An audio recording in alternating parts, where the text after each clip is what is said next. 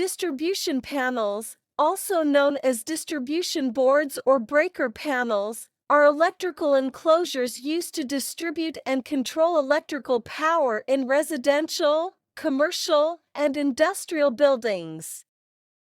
They play a crucial role in safely supplying electricity to various circuits and electrical devices within a building. The primary function of a distribution panel is to receive power from the main electrical supply and distribute it to various circuits and electrical loads throughout the building.